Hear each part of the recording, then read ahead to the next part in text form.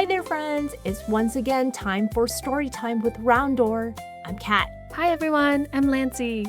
Kat, I'm so happy to continue telling the story today because it's August 19th, a very romantic holiday. That's right. Friends, do you know what day it is today? Today is Qixi.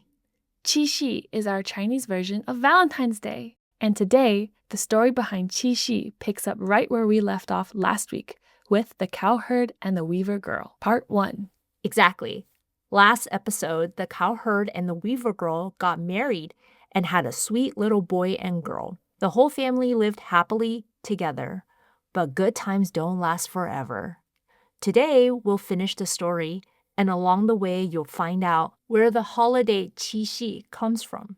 Before we dive in, if you want to read along, check out our website at rounddoorstudio.com for the companion story packs.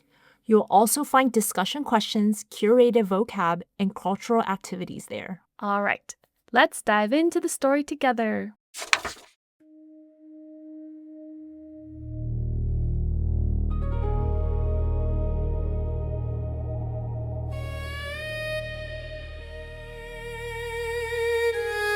All of a sudden, as the Weaver Girl and her family were in the courtyard, the sky suddenly went dark.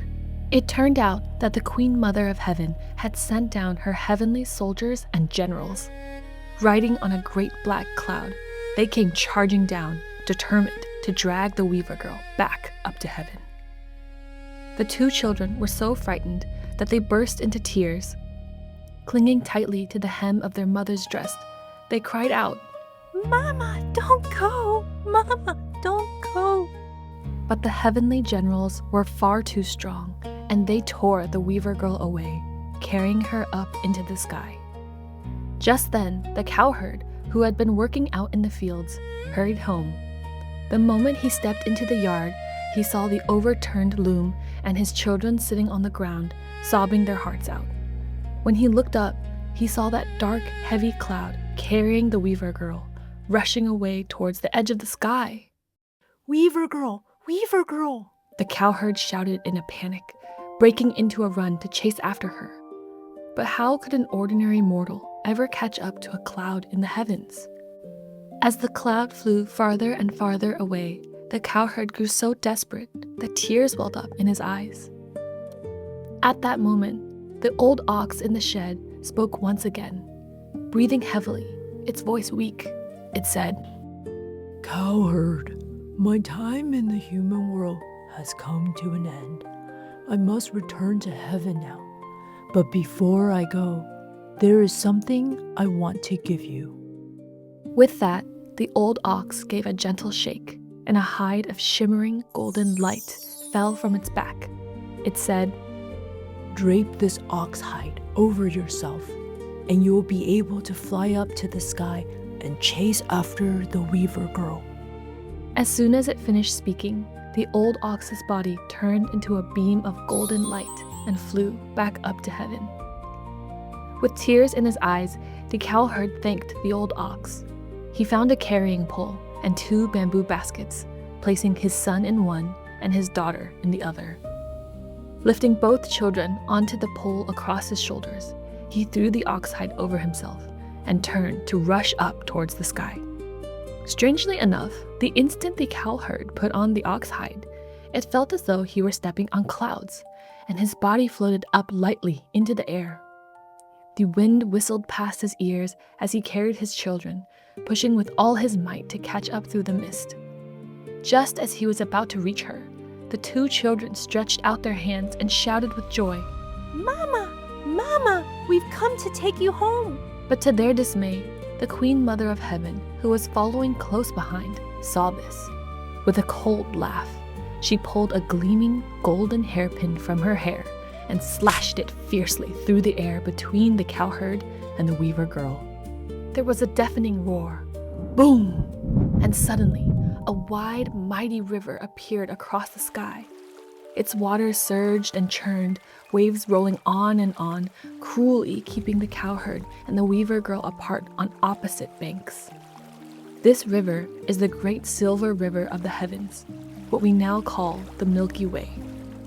On the far bank, no matter how the Weaver Girl wiped her eyes, her tears would not stop.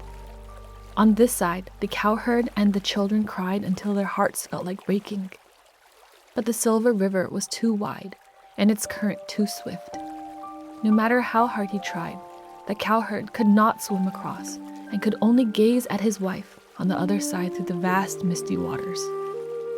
From inside the baskets, the two children reached out their little hands and kept calling, Mama, come back! Mama, come back! This sorrowful weeping traveled all the way down to the human world.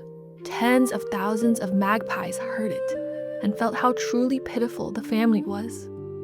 Deeply moved by their true love, the magpies flapped their wings and flew high into the sky, one after another.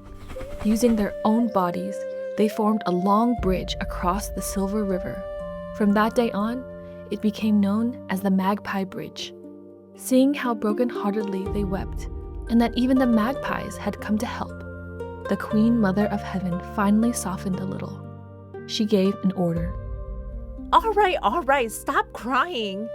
I will allow you to walk across the Magpie Bridge and meet but once a year on the 7th day of the 7th month. From then on, every year on the 7th day of the 7th lunar month, the magpies fly up to the sky and build the Magpie Bridge, letting the cowherd and his family reunite upon it. This day is what we now call Qixi, the double 7th festival. Even today, on summer and autumn nights, if you simply look up at the sky, you'll notice that on either side of the bright silver river of the Milky Way, there is a big shining star twinkling away. One of those stars is called the Weaver Girl star, and the other is called the Cowherd star.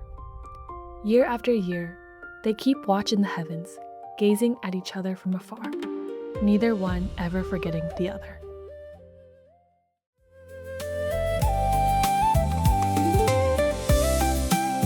Oh, that story is really so touching. So that's how Qixi came to be. These days, Qixi is more like Valentine's Day. Many people give flowers and gifts to the person they love the most, to thank them for always being by their side. That's so sweet! No matter how times change, the story of the cowherd and the weaver girl reminds us that true love can endure even the greatest distance. The next time you look up and see two bright stars on either side of the Milky Way, remember to say hello to them. All right, that's where today's story ends.